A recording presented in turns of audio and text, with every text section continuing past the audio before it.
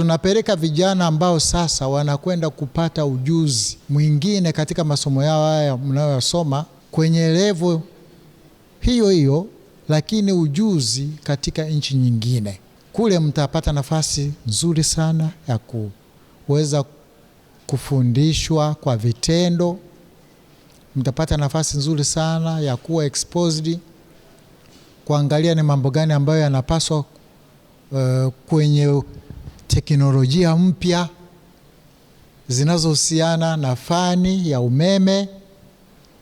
Mtaona vifaa vizuri sana vinavyohusiana na fani ya umeme. Kwa hiyo ni nafasi ya muhimu na nzuri sana ambayo mmeipata.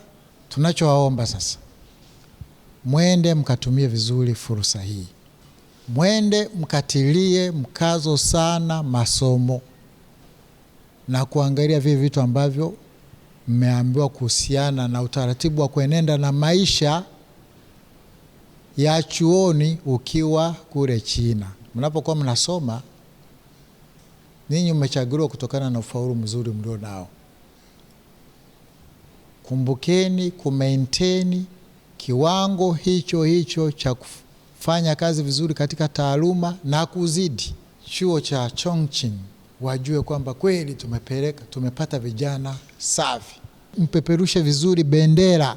Ni mara ya kwanza wanafunzi wa electrical kupata hii fursa ya kwenda kwenye hii exchange program ambao ni wanafunzi 30. Kwa hiyo tunategemea wanafunzi hawa watakuja na projekti ambazo ni nzuri, kwa sababu watakuwa wamepata, kuna workshop kubwa ni nzuri ambavyo vifaa vyote vipo kule Chongqing, baadhi ya wakuu waliweza kutembelea.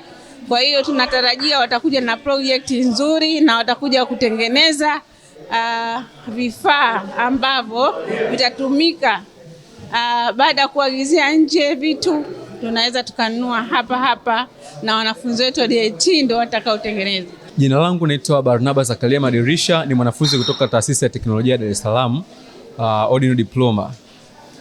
Cha kwanza tunamshukuru Mwenyezi Mungu kwa sababu ya fursa ambayo tumeipata ya exchange program ambayo tunakwenda kusoma nchini China kwa muda wa semester moja, na tumepokea vizuri sana kwa sababu tulikuwa tuna ari ya kupenda kujifunza hasa kutoka katika nchi ambazo zimeendelea, kwa sababu zinatupita katika teknolojia mbalimbali na vitu mbalimbali.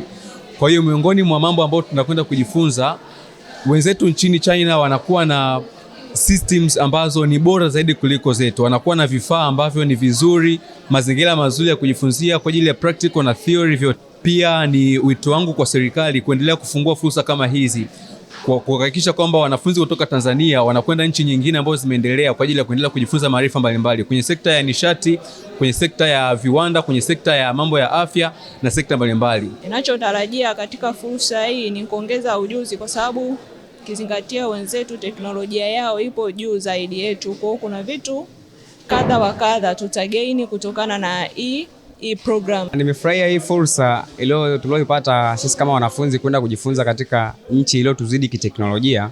Kwa kweli tumeifurahia na ina manufaa na faida kubwa sana katika nchi yetu.